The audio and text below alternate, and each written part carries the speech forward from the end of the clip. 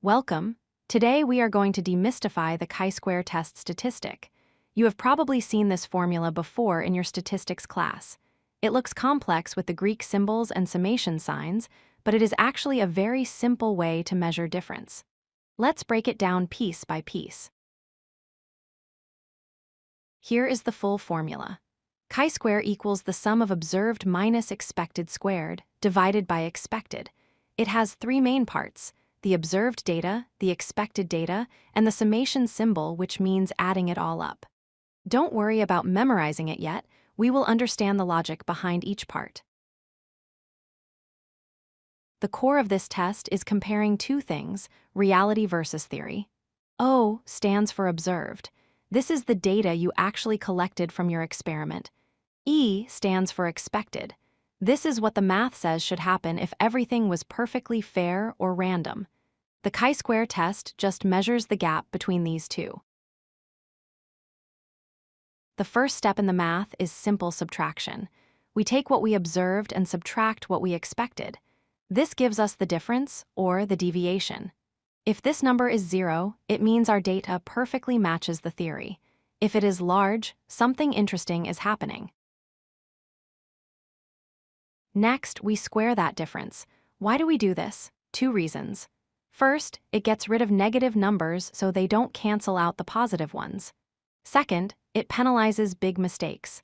A large deviation becomes huge when squared, making the test very sensitive to big outliers. Then, we divide by the expected value. This is called normalization. Think about it.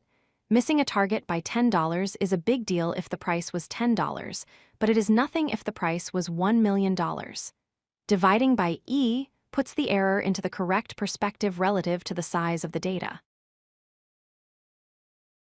Finally, we see the sigma symbol. This means summation. We do that calculation, observed minus expected squared over expected, for every single category in our dataset. Then, we add all those individual scores together to get one final number, the Chi-square statistic. Once we have that number, where does it go? This is the Chi-square distribution curve. Most random experiments will result in a low score, landing in the blue zone. But if your score is very high, it lands in the red, critical region. This suggests that the difference is too big to be just luck. Let's look at a quick example. Imagine we flip a coin 100 times. We expect 50 heads and 50 tails. But in reality, we get 60 heads and 40 tails.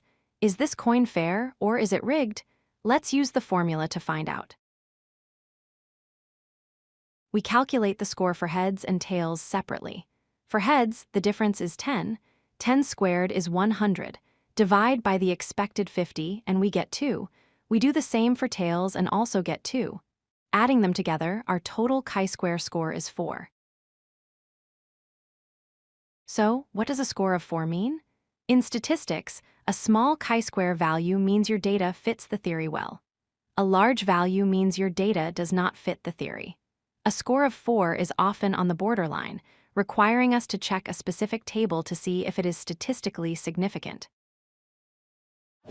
If you like this video, hit that like button and don't forget to subscribe. Visit codelucky.com for more such useful content.